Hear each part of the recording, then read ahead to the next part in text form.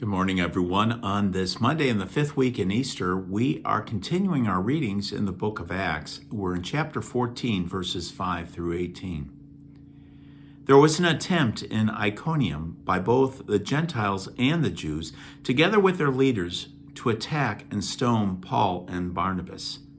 They realized it and fled to the Lycaonian cities of Lystra and Derbe, and to the surrounding countryside, where they continued to proclaim the good news.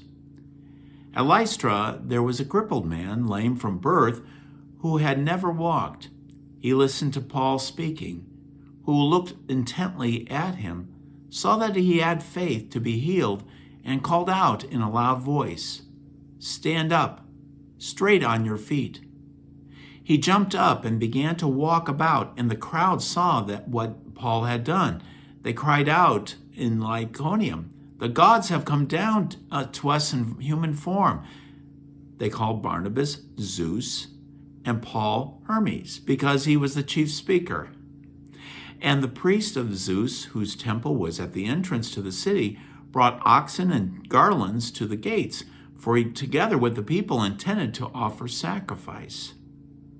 The apostles Barnabas and Paul tore their garments when they heard this and rushed out into the crowd, shouting, "Men, why are you doing this? We are of the same nature as you, human beings. We proclaim to you good news, that you should turn from these idols to the living God, who made heaven and earth and the sea and all that is in them. In past generation he allowed all Gentiles to go their own ways, yet in bestowing his goodness he did not leave himself without witness, for he gave you rains from heaven and fruitful seasons, and filled you with the nourishment and gladness for your hearts." Even with these words, they scarcely restrained the crowds from offering sacrifice to them. The word of the Lord. Thanks be to God. Well, this is getting into new territory with folks who have absolutely no concept of a single God, the God that Jewish people would have been very much familiar with. They're used to all kinds of gods, and when they see a miracle, they immediately pin that they're gods, and so they want to offer these sacrifices. So when it comes to sharing the good news about Jesus to Gentiles, it's a rather bumpy road. It's not so easy.